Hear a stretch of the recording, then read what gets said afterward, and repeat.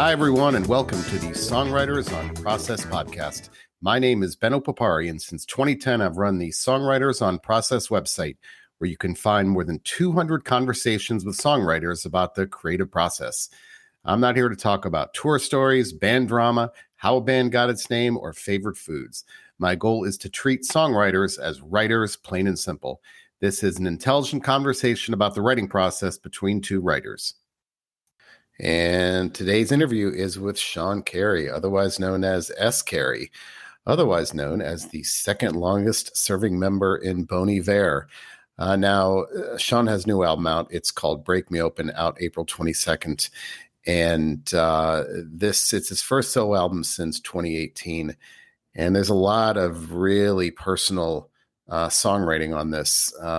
It's certainly a cathartic collection of songs. He created this during the confluence of a lot of difficult things going on in his life. His marriage was falling apart. His dad had passed away. And it's also during the formative stages as his kids were growing up. And he channeled all of those things into this album. That's a beautiful, beautiful album. I think at some point I asked him about his ritual. He doesn't have much of a ritual, as you'll hear. I think it's pretty clear just the way he talks. It's a very easygoing conversationer. I think he said his ritual is he just goes with the flow. There's not much of I'm going to sit down and do this kind of thing. It just kind of goes with the flow. And you can hear that, like I said, in the way he talks. And this was a very enjoyable conversation for me, certainly. We talked about going outside, and he told me at some point, the stuff I've been through, I would go outside and I would just feel better. And he is I have to go back and double check this, but I think he's the only songwriter I've interviewed who uses fly fishing as a part of his creative process. He's a big fly fisher, and just all the things associated with it, the water flowing and the sound and the weather and all the sensory experiences. So it's a very contemplative time for him, and a lot of song ideas come to him as he's fly fishing. I've never gone fly fishing. I've only seen pictures and heard about Ernest Hemingway doing things like that. And it seems to be a very relaxing pastime because there's a lot of downtime to it, a lot of reflection. And so he uses fly fishing as a way to create songs. Like I said, I'd never heard that before. So anyway, again, this is a very personal album for him, given all that he went through when he was writing this. And it really is fantastic. So I hope you enjoy my interview with Sean Carey, aka S. Carey. So the first question I kind of start with is, outside of songwriting, how much writing do you do, whether it's journaling or just kind of various different types of writing? Are you strictly a songwriter, or is there other type of any kind of prose writing involved? No, not really. Hear my Wisconsin accent there. Yeah, I mean, I wish I did more, and I wish I read more, honestly, because I feel like, it's for musicians, it's the more you listen, the more stuff gets internalized. And, but no, I think I can't say that I do much writing outside of just working on songs. But that's probably why the lyrics are the last thing and they take me the longest, but yeah, well, we'll talk. Yeah. I want to talk about that process later. Do you feel like it's important to create in some fashion every day then? Because I do find that songwriters, some of them say, don't force the issue, because when you do, things become derivative, and others say, no, like you've got to do something every day, even if it's crap, because from the crap, eventually you'll get something. So where do you fall in that spectrum, at least? I am definitely more on the side of do it when it feels right, or when, strike while the iron's hot. But then there might be weeks or months where I don't really touch anything. So really, it comes in waves for sure. And that doesn't cause you any anxiety at all, just feeling like, geez, it's been a while. When's it going to happen kind of thing? No, it doesn't. I think because my role as a musician is like, I have a lot of different roles. So Yeah. Songwriting is one of them, but at any given time, I'm producing other people's records or getting ready for tour or on tour. And so it's sort of like I can pick up a different musical hat every day, whatever I need to do. And so, yeah, sometimes the songwriting part gets pushed to the side, which is fine. I kind of like that in a way where it's less pressure, and I can just sort of do it when I'm fully inspired. Yeah, that's interesting take, because I do find, again, I've interviewed songwriters who've been writing for, I've gone back to, like John Oates from Hall & Oates, and some of the people have been around for a long time, and those are the people that've been around the longest that say, no, you have to, you've got to work through it. But then there are some that say, and I just heard this yesterday from an interview that I did, and the phrase is, filling the well, kind of waiting until you've got enough things to write about in the first place to be able to write about them. But but I'm guessing, though, that with all the other things that you do, the people you play with and the producing and all that kind of stuff, I guess that I would imagine on some level that's comforting, because you've got enough things coming in, being around other inspiring people. Maybe that would make you less anxious, right? Yeah, absolutely. Yeah. I kind of, I like doing different stuff. It makes everything else, keeps it fresh. Yeah. Even some days where it's like, I'll do, I'll be like working on a record during the day, and then I'll go straight into like playing jazz drums at a restaurant.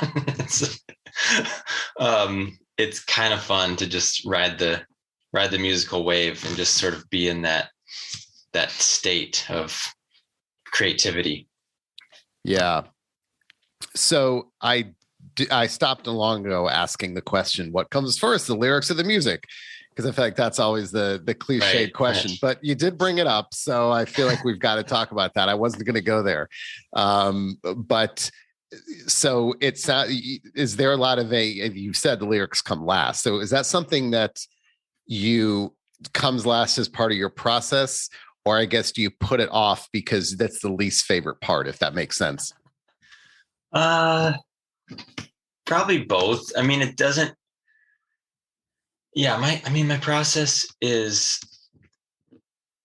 it can be different, but usually it's sparked by some sort of musical motif, and the vocals and maybe some semblance of lyrics come after that. And but like actually finishing lyrics with stuff that I feel strong about sometimes takes a while, takes some editing and just sort of sitting with the song for a while. So yeah. So the music typically comes first then? Yeah, usually. Are you mixing and matching? I find that a lot of songwriters tell me they've got a bunch of music ideas here, a bunch of lyrical ideas here, and sometimes they see, oh, this goes with that. Or are they always together? Usually together. I can think of one song where I actually like wrote the poem or lyrics first and just had that, and then later this piano part came out and I just sort of mashed them, and I was like, oh, that actually works perfectly. Yeah. But besides that, it's I don't have a bunch of lyrics laying around. I have sort of some odds and ends lines that I like, or notes that I can compile and look at, but they usually, they sometimes work, but I feel like the best lyrics are when you're finally inside the song and in the moment, and stuff just comes out that you didn't have laying around, that you just, it's coming from someplace else. Yeah. Do you, I'll go back to the lyric writing in a minute, but as far as the inspiration, do you get a lot of song ideas? When of these, do you ever think about when these ideas happen? Whether it's because you overhear something or you see a billboard or when you're on tour or something like that. Do you ever think about, and maybe it doesn't matter, but I always feel like it helps me to know when my inspiration comes, because maybe I can get back there to that place again. But do you ever think Right. about when these ideas come to you, like, are they coming to you when you're in public places and you hear people? Or, I interviewed Britt Daniel from Spoon like a month ago, and he said he loves to go to a bar and just kind of like sit there with, I think he said he sits there with the laptop and like listens to conversations, and he tries to, and I'm thinking, gosh, imagine seeing this guy in the corner listening to people, but that's what he likes to do and listen. So does that ever happen to you? Any excuse to go drink at a bar, right? Right. Well, that's the other thing. I didn't go It's there. a work expense. Right. Exactly. Not necessarily the bar thing, but how often do those Right. does inspiration come because of external ideas? I don't think very often. I think, at least, especially with this new record, it's very personal, and Yeah. so it's more just, finding those moments where I feel inspired or need to be cathartic, and then just like getting in the musical zone and seeing what comes out. So yeah, I think more from within.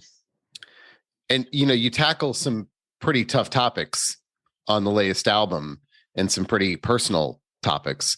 Is it different? Is the process different between when you need to write and then when you want to write? I think the two different things, right? I mean, wanting to write, be like, yeah, I feel like writing today, but I don't have to. But then there are times we feel like I've got to sit down. I need to get this out. Mm-hmm. Does that process, the actual writing process, is it different between those two? I think so. I think, when you need to get something out, I think it just has a different level of depth that affects the whole song and what it's going to sound like, and even how you sing it. Do you, with the songs that cover those, I guess very personal events and things like that, do you do less revising to those because you feel like that first take, that first pass at the lyrics was probably the most authentic? And I don't want to touch them, or do you revise regardless? Does that make sense? Yeah, I think I lean more towards revising regardless. I think just because I kind of wanted to make sure I wasn't like masking or cloaking things too much, and just sort of, laying stuff out there. But there's always room to sort of tweak things a little bit, just to, make sure they sound right or flow right, or that they're not too cheesy. That's always like a line I feel like I'm walking, because I like, simple and beautiful, but it's real easy to go cheesy. I hear that a lot. The word cheesy, I hear a lot too. And I've always wondered, what is the litmus test for cheesiness? Is it when you sing it and you go and you cringe? Like, I've heard people have talked about how they have that test of, oh yeah, this wouldn't work. Right. Cause I think it is I don't know. Is there some kind of test that you have to think, yes, this is bordering on cheesiness, I probably shouldn't include this? It's just a gut feeling, it's just like, yeah, I think you kind of hit on that point where it's like, you even looking to the future, like, am I going to be at a show and be embarrassed to sing this or something like that, Yeah, I think I've heard that too. People managing themselves on stage. Like, it's one thing to do it by yourself, but then doing it in front of people, will they go, oh yeah. So are you revising for sounds, for words? Like, I'm curious, what is that revision process like? What do you revise for?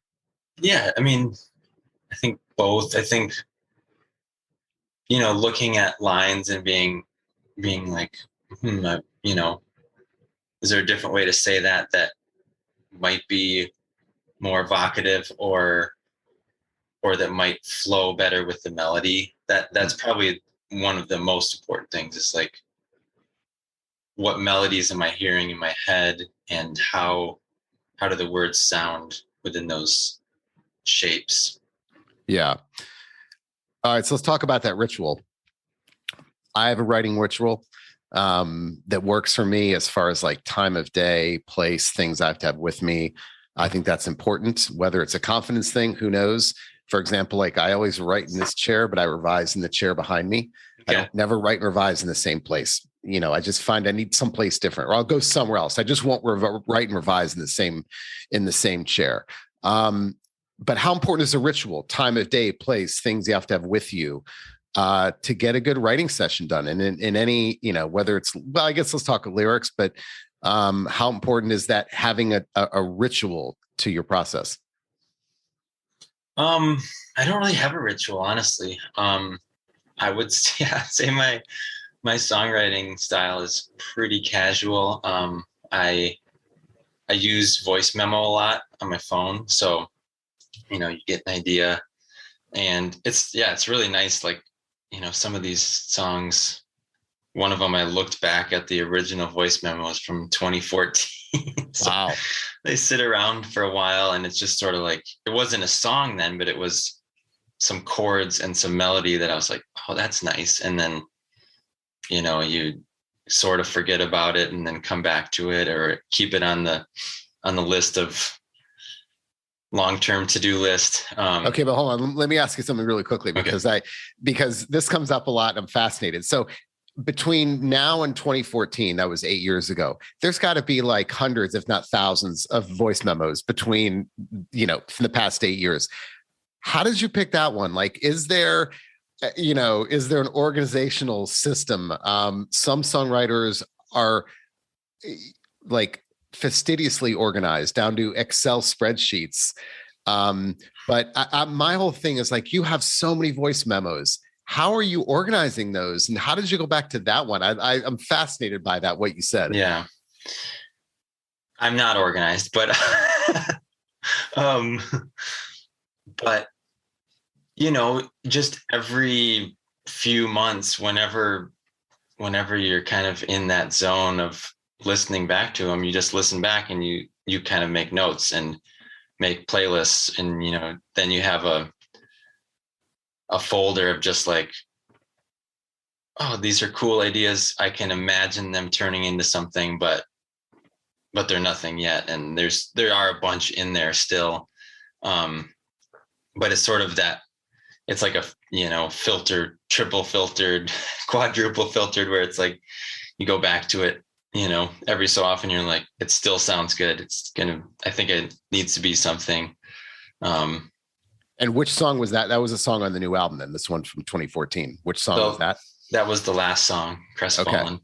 Yeah. And then had you listened to it before, like many times, and just something, it never clicked? Or was this the first time you'd heard it in many years?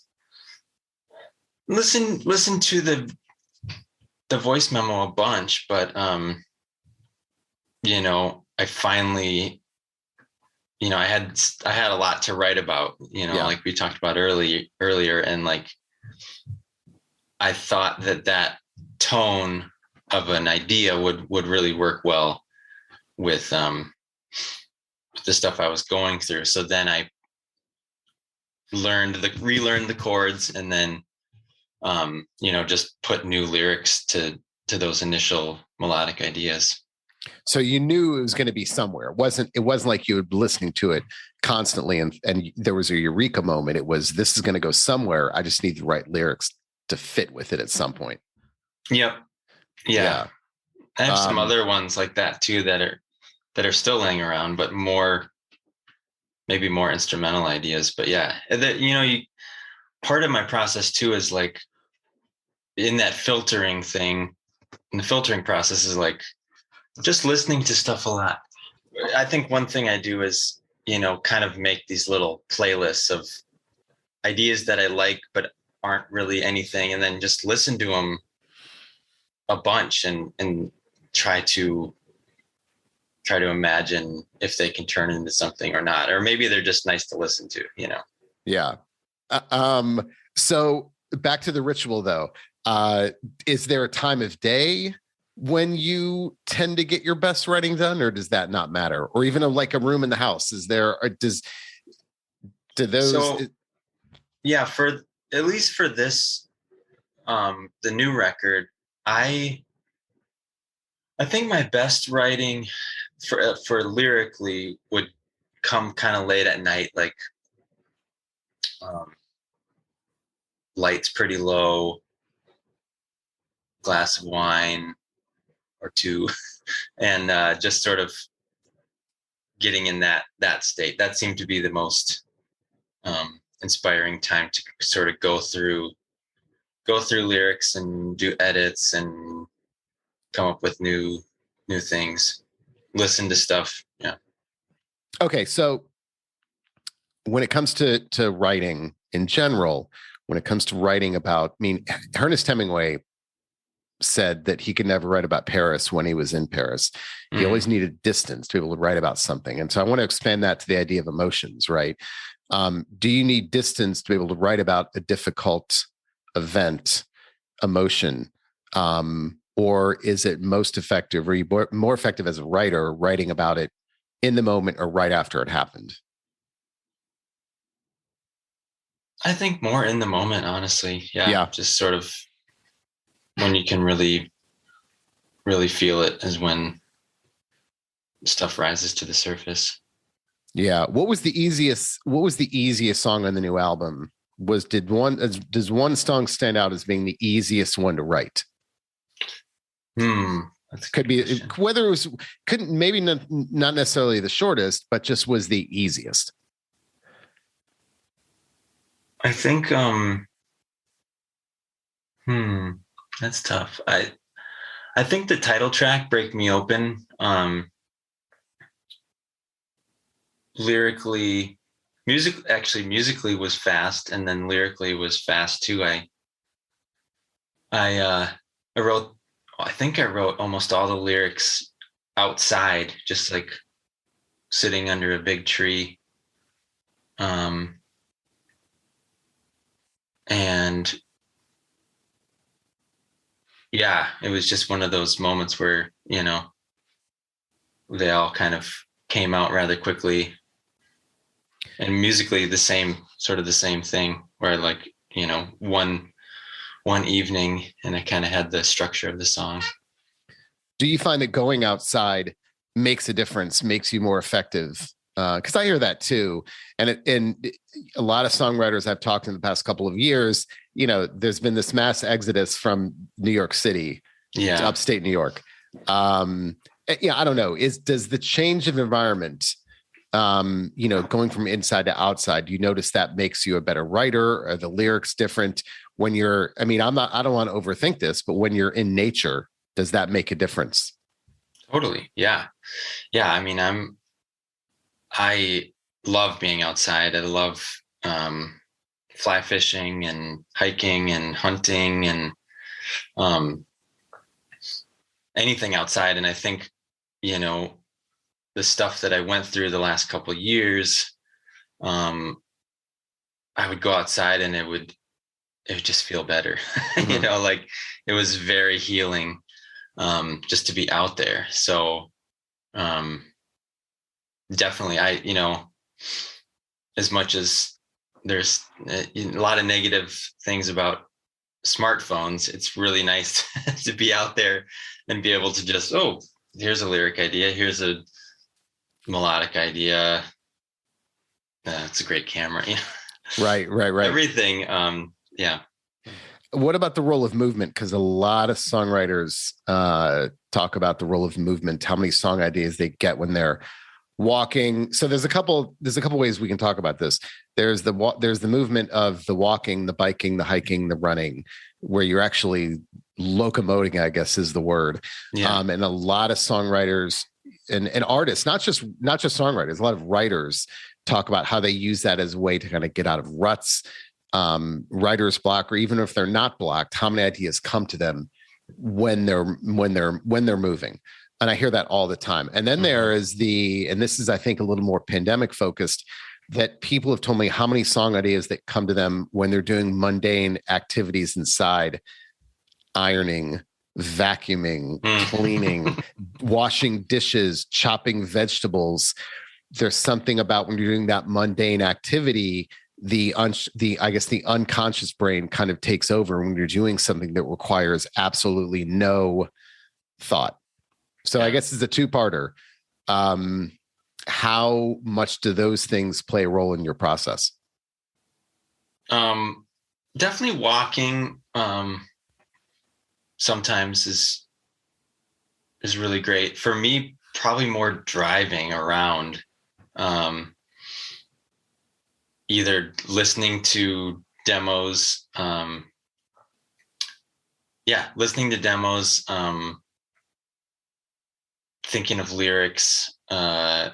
Driving is really important. And usually it's, driving to fishing spots or something like that. But isn't that interesting though, that maybe driving is more effective than walking? Like, why wouldn't walking, you mentioned driving immediately, but it would seem that why wouldn't walking be effective too? Right. Yeah.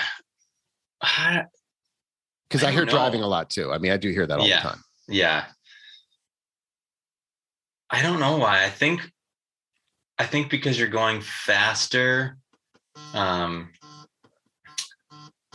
it's just a little more like cinematic, where walking is, I don't know. I think walking, I equate to like listening to podcasts, and then driving is more music based. Yeah. Well, also, I think, like you said, things are going by. Mm-hmm. When you're driving, because I hear buses, vans, cars, whatever. When you're driving, you're seeing, right, it's like a cinema. You're seeing ideas possibly go by, and so I can see that too. I'm interested in the fishing because you could be the first person that actually has mentioned fishing as part of the process, which I think is awesome. Do you get song ideas? Now, is this fly fishing? Because I'm picturing like the Ernest Hemingway, the In the River, that he's written about endlessly. So just that fly. And I've never fly fished. It's been years since I fished, but I know it's a different type of fishing. So is that act itself a very meditative act and a source of creativity ever? Oh yeah, all the time. Yeah, I mean, it's church. Yeah, I mean, you're standing a lot of times in the water. It's flowing past you. The sound of it, the attention to detail, the awareness of everything around you, whether it's below the surface, above the surface, the weather. Yeah, I mean, I have written lyrics while fishing, but probably more importantly, like those themes have entered my lyrics more than probably a lot of other songwriters. But yeah, just like the beauty and the power of all that, the connectedness. And for me, like, I get ideas when I'm running. I'm a big runner, and whenever I feel like I'm in some kind of rut, maybe stuck in something I'm writing, I use that like as an odd comfort to knowing that, when I go out for a run today, I'm probably going to work through that. And it's energizing. Oh, this will work. Just give me a few hours. Once I go on that run, I'll work those problems out as I'm running. So do you ever see fishing as that, as just not as a byproduct, but actually as a way to be creative? You know what I'm saying? Like, I think there's a difference there to be like, I'm going to go fish because I'm in a rut and I think this is I'll be able to work through these things. Yeah. At least you can use it as an excuse to get out there, but like going to a bar. But yeah, definitely. I think, doing something like that, like running, like fishing, like walking, I mean, you're going to come back in a different headspace, right? And then you're, hopefully going to just be more open to whatever you need to do. Yeah. And that's often what I hear also, is that it's not the actual act. It's it's the headspace that puts you in afterwards. Totally. And that makes sense. Okay, a couple more questions. One, are you a pen and paper person or a computer person when it comes to lyrics? More computer. Oh yeah, okay. I figured that based on the direction that this topic was going. I do have little notebooks around, and I do use them for things, not usually for lyrics. I think just because it's harder to edit, but more for to-do lists. Yeah, you don't think that because I've heard also that pen and paper means that nothing gets deleted, and so you always can see those ideas that may have been horrible then, but they look a little better now. Even they're still there. I've gotten good at copying all the raw stuff and then trying to finalize lyrics, but always have all the I'm not deleting anything because you never know. You never know when that. I know exactly. All right, last question then. We talked about the easiest song. Was there a song on the album that stood out as being the one that was the most challenging that maybe you wanted to give up on, but that you pushed through and you're glad that you did? I mean, there's got to be some song on there that was just for whatever reason, was just difficult to finish. I think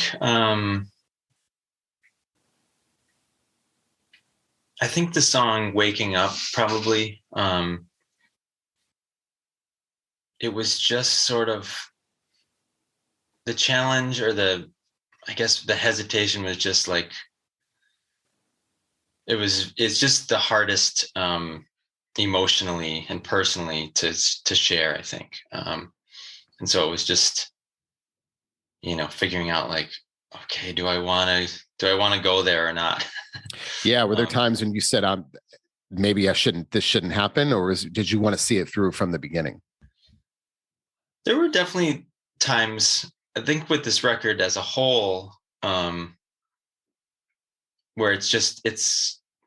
I definitely like second guessed myself, just like, do I want to expose myself that much? But almost always, I thought that I wanted to and needed to, and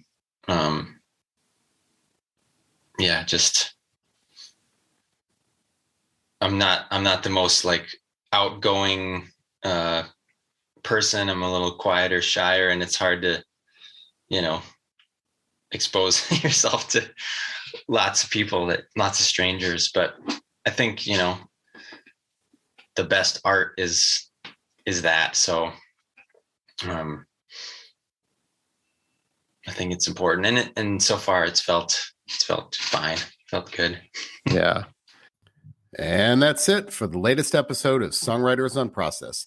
Don't forget, you can find all of my interviews with over 200 songwriters on my Songwriters on Process website at songwritersonprocess.com, going all the way back to 2010. You can read them, watch them, or listen to them. So until next time, thanks for listening.